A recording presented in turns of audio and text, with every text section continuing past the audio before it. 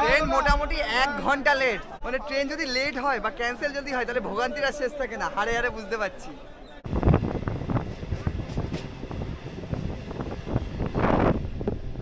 Ticket পড়লো জনপ্রতি 3 টাকা, আর ওপারে গেলেই কিন্তু মায়াপুর। পৃথিবীর বৃহত্তম কৃষ্ণ মন্দিরে তোমাদের সকলকে স্বাগত। জানবে তটবনে জগ মানলো জানবে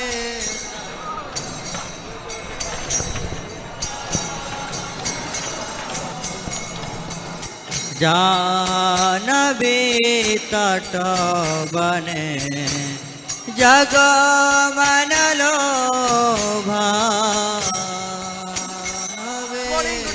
শিয়ালদা স্টেশন। আজ 2রা ফেব্রুয়ারি 2025। সকলকে আবারও একটি ব্র্যান্ড নিউ জার্নিতে স্বাগত। সকাল সকাল শিয়ালদা স্টেশনে গন্তব্য আর সিধা মায়াপুর। আর 2025-এ এই প্রথম আমি মায়াপুর যেতে চলেছি। এবং 2025-এ মায়াপুর ভ্রমণের কি পরিবর্তন এলো, খরচ বাড়লো না কমলো, এবং তারই সাথে খুব সহজে কিভাবে মায়াপুরে তোমরা পৌঁছে যাবে, এই শিয়ালদা থেকে মায়াপুর কিভাবে যাবে, খরচবে কত, একাধিক তথ্য নিয়ে আজকের ভিডিও কিন্তু হতে চলেছে। আমাদের ট্রেন রয়েছে 7:53 শিয়ালদা কৃষ্ণনগর লোকাল। সেই ট্রেনেই উঠবো। ঘড়ির কাটা এই মুহূর্তে 7:44। চলো ভেতরে প্রবেশ করা যাক। আর আজকের ওয়েদারটা একদম ফগি। এই হচ্ছে শিয়ালদা স্টেশন।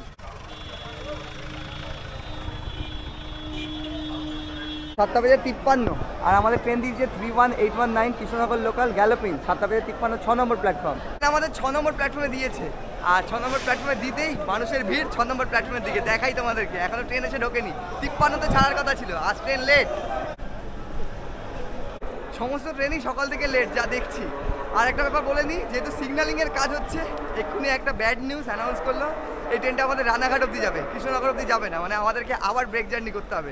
তোমাদের বলে রাখি, নর্মাল ডেজে এই ট্রেনটা উঠলে তোমরা ডিরেক্ট কৃষ্ণনগর চলে যাবে। কিন্তু কৃষ্ণনগর লোকাল 6 নম্বর প্ল্যাটফর্ম থেকে ছাড়বে। আজকে এই গাড়ি রানাঘাট পর্যন্ত যাবে।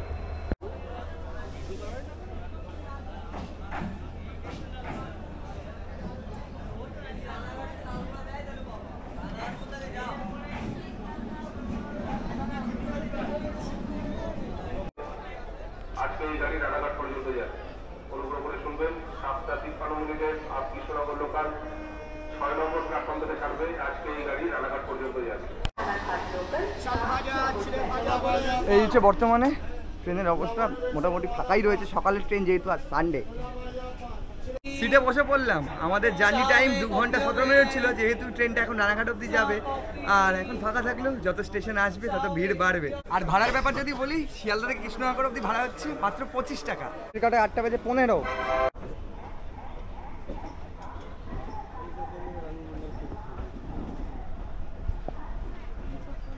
Number 3111 up Shialda Patwa Galloping Local up Shialda Patwa Galloping Local कुछ ही समय में प्लेटफॉर्म क्रमांक 5। শুরুতেই আমাদের ট্রেন অনেকটাই লেট। 8:15-তে ছাড়লো। যেহেতু সিগন্যালিংয়ের প্রবলেম রয়েছে, কিচ্ছু করার নেই, সেটা মেনে নিতেই হবে। প্রথম হল্ট আমাদের বিধাননগর, তারপর দমদম হয়ে এই ট্রেন চলে যাবে ব্যারাকপুর। চলো তোমাদের সাথে দিয়ে দেখা হচ্ছে দমদমে।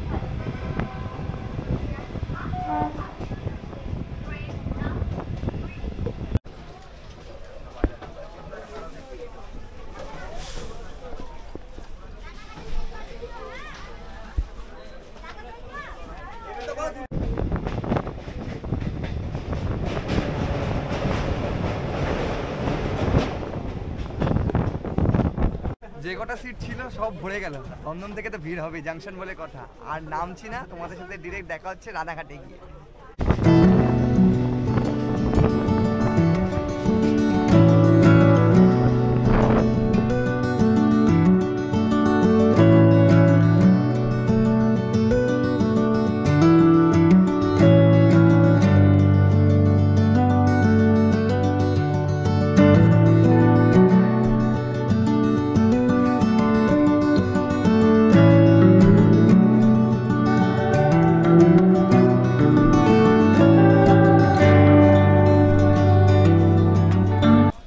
কাটায় 10:12।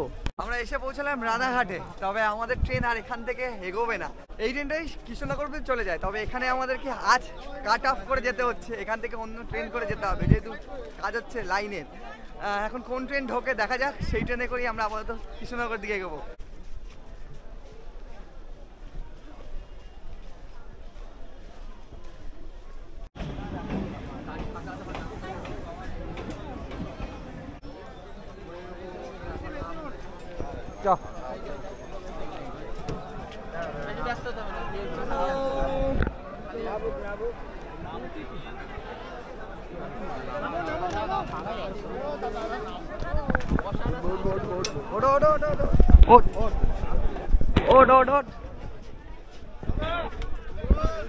ট্রেন মোটামুটি 1 ঘন্টা লেট, তারপরে এলো।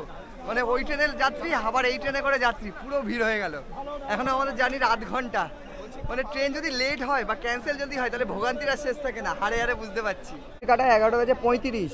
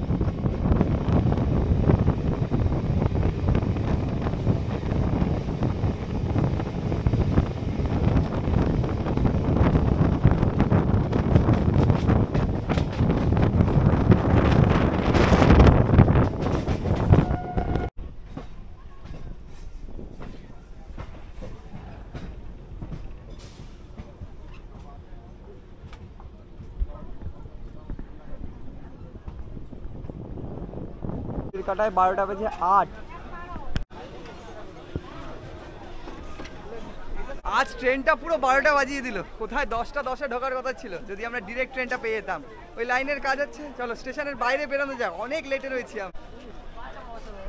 আমাদের বলে রাখি, আমাদের ট্রেন 3 নম্বরে দিয়েছিল, আর আমাদের যেতে হবে 1 নম্বরে। ফ্লাইওভার আছে, ফ্লাইওভার দিয়ে পার হতে হবে। এই হচ্ছে ফ্লাইওভার, পুরো ভিড়। এই ফ্লাইওভার করে আমাদের যেতে হবে ওই পাশে, ওইদিকে 1 নম্বর। আর মালগাড়ি দাঁড়িয়ে রয়েছে।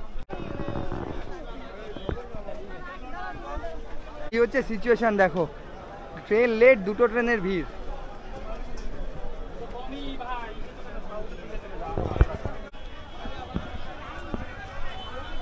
স্টেশন থেকে বাইরে বেরোলেই তোমরা পেয়ে যাবে টোটো স্ট্যান্ড এবং অটো স্ট্যান্ড। একদম বাইরে প্রথম হচ্ছে টোটো স্ট্যান্ড, তবে আমরা যাবো অটো স্ট্যান্ডে। আর কি পরিমাণে ভিড়, ট্রেন লেট হয়েছে। আর দেখো সমস্ত টোটোওয়ালারা হাত ডাকছে। এইদিকে রয়েছে একটা টিকিট ঘর, বাইরে বেরোলে এই দেখো মায়াপুর ঘাট। এই যে স্টেশন থেকে বাইরে বেরিয়ে হচ্ছে টোটো স্ট্যান্ড। আর আমাদেরকে ঠিক বেরিয়ে যেতে হবে এই দিকটাতে। এই যে বাস আছে, বাসও কিন্তু যায়। এই যে সমস্ত অটো বেরোচ্ছে একের পর এক, অটো টোটো সমস্ত মিলেমিশে একাকার। এই হচ্ছে অটো স্ট্যান্ড, সমস্ত পরপর অটো দাঁড়িয়ে রয়েছে। নবদ্বীপ কৃষ্ণনগর, এই যে এই অটোগুলোই যাবে, সমস্ত লাইন দিয়ে দাঁড়িয়ে রয়েছে। এই মায়াপুর ঘাট ভাড়া কত? 30 টাকা। এখান থেকে ভাড়া বলছে অটোতে মায়াপুর ঘাট পর্যন্ত 30 টাকা। চলো উঠে পড়া যাক। আর আগে ছিল 25 টাকা, আমি যতটা জানি। এখন 30 টাকা করে বলছে, তার মানে ভাড়াটা বেড়েছে আই থিঙ্ক। অটোতে চড়ে বসলাম, আমাদের ঘাট পর্যন্ত সময় লাগবে 30 থেকে 35 মিনিট। আর ভাড়া পড়ছে 30 টাকা। প্রচুর ভিড়, রবিবারের বাজার, ছুটির দিন, সকালেই চলেছে মায়াপুরের উদ্দেশ্যে।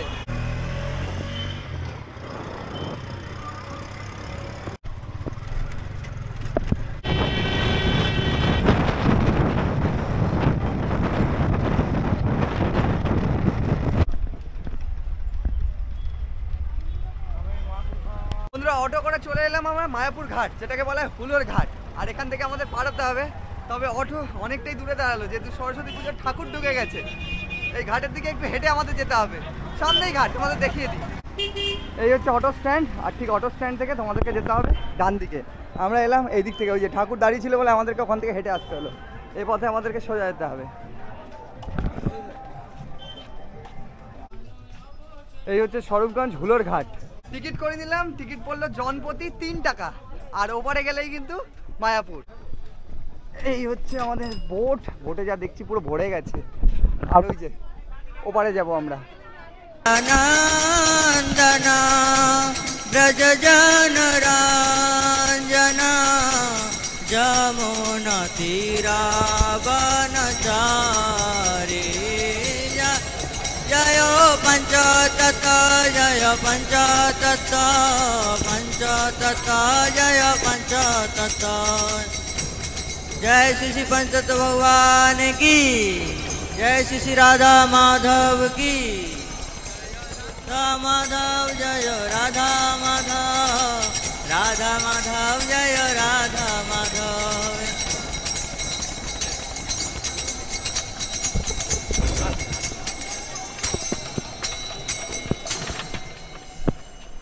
হাট পেরোতে ওই 1 থেকে 1.5 মিনিট বলতে গেলে, একদম যেহেতু সামনে। আর চলেই এলাম মায়াপুরে, সিধাম মায়াপুরে। এবার তোমাদেরকে দেখাই, এখান থেকে তোমরা চাইলে হেঁটেও যেতে পারো ইসকন মন্দির মানে টিওবিপি বড় মন্দির অবধি। আদারওয়াইজে দেখো বাস দাঁড়িয়ে আছে একদম মন্দিরের গেট অবধি যায়, কিন্তু 10 টাকা করেই ভাড়া। আর তোমাদের বলি, যারা তোমরা মায়াপুরে থেকে মায়াপুর ভ্রমণ করতে চাও, মায়াপুরে পা রাখতে এই যে দেখা যাচ্ছে এদিকে রয়েছে ওদিকে রয়েছে প্রচুর হোটেল রয়েছে। এছাড়াও তো ইসকন গ্রাউন্ডেও হোটেল রয়েছে। চলো একদম বড় মন্দিরের দিকে এগোচ্ছি।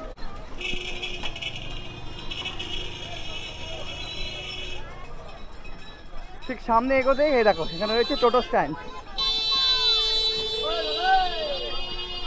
দুজন কত?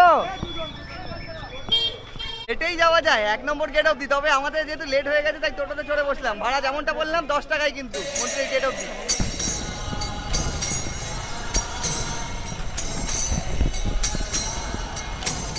শিবা দক্ষে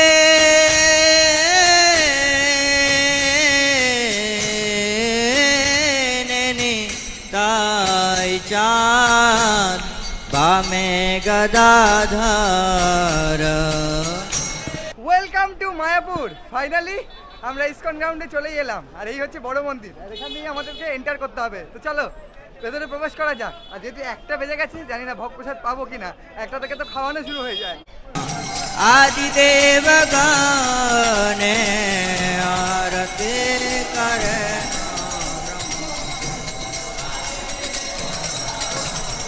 आरती करे। অলমোস্ট 1:30টা।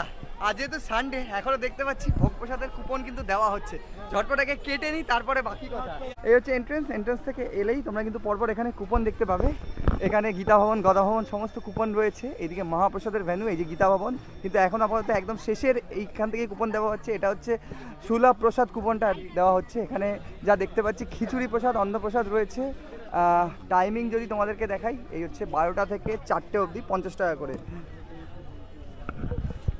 তোমাদের বলে রাখি, একটা সময় ছিল 12টা পর্যন্ত কুপন দেওয়া হতো, তারপর কিন্তু 12টার পর কুপন দেওয়া হতো না। তবে এই যে আমরা 1টার পরে এসেও মানে 1:30টা বাজে কুপন পেয়ে গেলাম, যেটা বললো আমাদের 50 টাকা করে সুলভ ভোজনালয়ের। আর ঠিক আমার পেছনে এই যে ঘরটা দেখা যাচ্ছে, এখানে কিন্তু অখণ্ড হরিনাম সংকীর্তন হয়ে থাকে। যখনই আমরা মায়াপুরে আসি তখনই কিন্তু এরকম দেখতে পারি, সব সময় সংকীর্তন হয়ে থাকে। এবং তোমরা এলেও কিন্তু দেখতে পাবে অখণ্ড সংকীর্তন।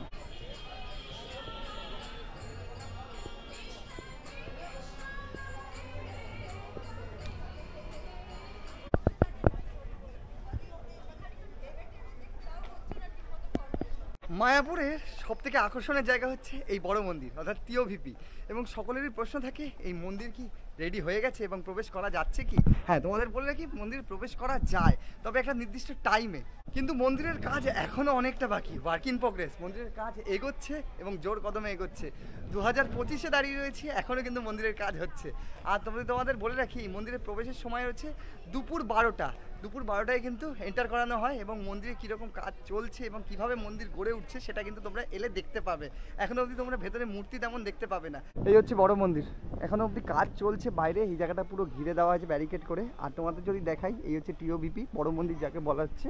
ঠিক এন্ট্রেন্স যদি বলা চলে তাহলে ঠিক এখান থেকে এন্ট্রেন্স রয়েছে। এখানে কিন্তু সম্পূর্ণ টাইমিং দেওয়াই রয়েছে। এখানে নতুন মন্দিরের নির্মাণ কাজ চলছে, যার একটা ব্যানার দেওয়া রয়েছে। অনুদান যদি কেউ করতে চায় তাহলে সকাল 10টা থেকে 12টা এবং বিকেলবেলা 4টে থেকে 5টা।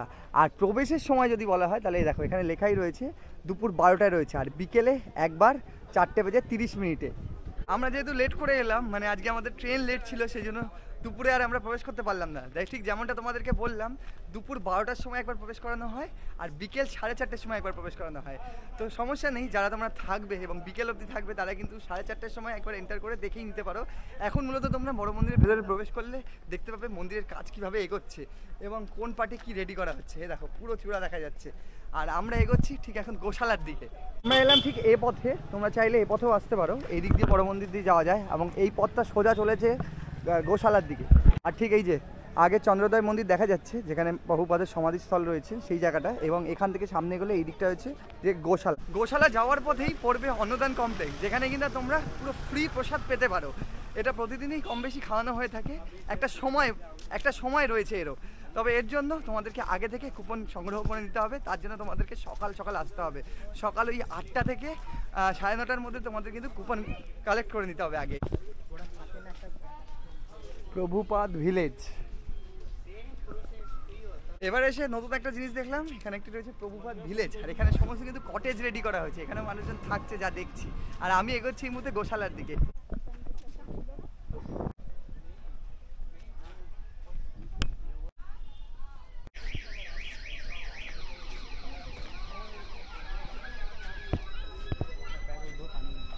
বন্ধুরা, আমি তো হাঁটতে হাঁটতে চলে এলাম গোশালায়। তোমরা যদি কেউ চাও যে টোটো করে আসবি, ইসকন গ্রাউন্ডের ভেতরে কিন্তু তোমরা টোটো পেয়ে যাবে। চলো ভেতরে প্রবেশ করা যাক এবং গোশালাতে এসে গোমাতাদের দর্শন করা যাক এবং তোমাদেরকেও দর্শন করাই। গোশালায় ঢোকার মুখেই এরকম তোমরা একটি কাউন্টার দেখতে পাবে, যেখান থেকে তোমরা ঘি, মাখন সমস্ত কিছু নিয়ে নিতে পারো। মাটির ভাড়ে ক্ষীর দইও পাওয়া যাচ্ছে। এরকম একটা দোকান রয়েছে, কাউন্টার রয়েছে, এই দোকান থেকে তোমরা নিয়ে নিতে পারো। এছাড়াও এদিকেও রয়েছে, এখান থেকে ধূপ, বিভিন্ন ধরনের জিনিস সামগ্রী তোমরা ছবি থেকে আরম্ভ করে সমস্ত কিছু পাবে। আর এই হচ্ছে গোশালা, এখান থেকে আমাদেরকে ওপরে যেতে হবে।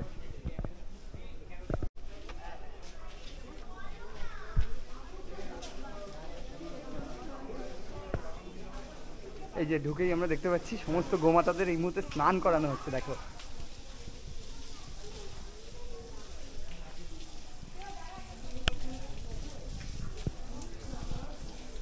ঠিক ওখান থেকে এন্টার করেই তোমরা কিন্তু এরকম গোশালাতে ঢুকে এরকম গোমাতাদের দেখতে পাবে। তার সাথে এইদিকেও রয়েছে প্রচুর গোমাতা এবং গোমাতাদের খাবার দেওয়া হচ্ছে, যেহেতু এটা দুপুরবেলা। এবং তোমাদেরকে দেখাই, একটি গোমাতার কাছে ভিড় জমেছে তার শিং দেখার জন্য। দেখো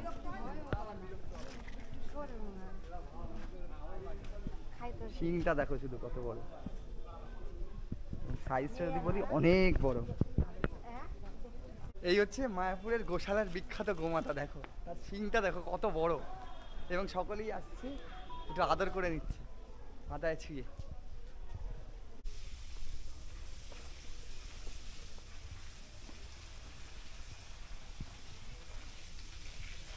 বন্ধুরা, এটাই হচ্ছে পৃথিবীর বৃহত্তম কৃষ্ণ মন্দিরের বৃহত্তম গোশালা।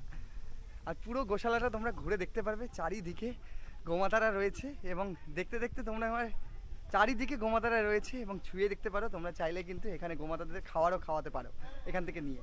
এই যে এখানে খড় কেটে কেটে দেওয়া রয়েছে এক জায়গায় দু জায়গায়।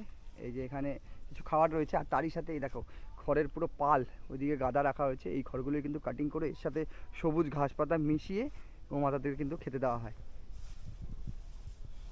এই ছিল মায়াপুর গোশালা। এবারে আমরা চলেছি প্রসাদ গ্রহণ করতে, কারণ কুপন কাটা হয়ে গেছে অলরেডি, আমরা লেটে রয়েছি। ঘড়িতে অলরেডি 2টো কিন্তু।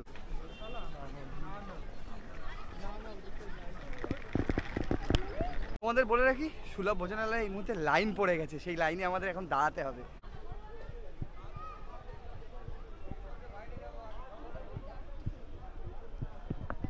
পৃথিবীর বৃহত্তম কৃষ্ণ মন্দিরে তোমাদের সকলকে স্বাগত। আর দাঁড়িয়ে রয়েছে এই মুহূর্তে ইসকন গ্রাউন্ডে। আমার ঠিক পেছনে রয়েছে টিওভিপি অর্থাৎ মায়াপুরের বড় মন্দির। আর ঠিক এদিকে এগোতেই রয়েছে এদিকে প্রভুপাদজির সমাধিস্থল। আর এখানেও রয়েছে নিব্বান নিব্বিরা কয়েকজন দাঁড়িয়েও রয়েছে, যেটা বলার বাইরে, কারণ আজ সরস্বতী পুজো আজ নয় কাল।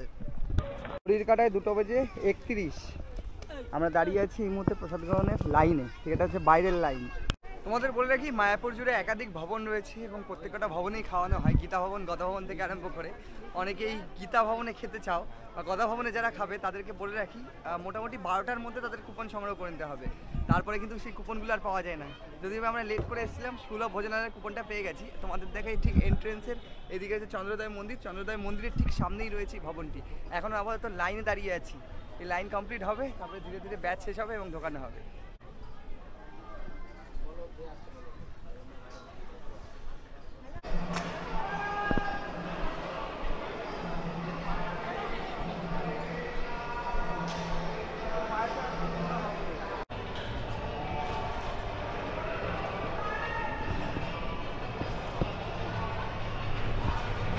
চলে এলাম আমরা সুলভ ভোজনালয়ে, আর এখানে কয়েক হাজার ভক্তরা একসাথে কিন্তু ভোগ প্রসাদ গ্রহণ করে। সবাই কিন্তু বসে পড়েছে।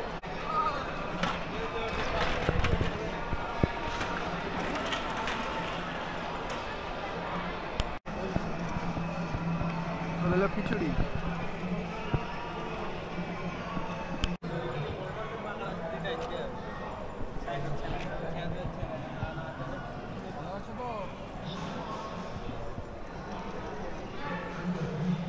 খিচুড়ির পর চলে এলো রাইস এবং সবজি।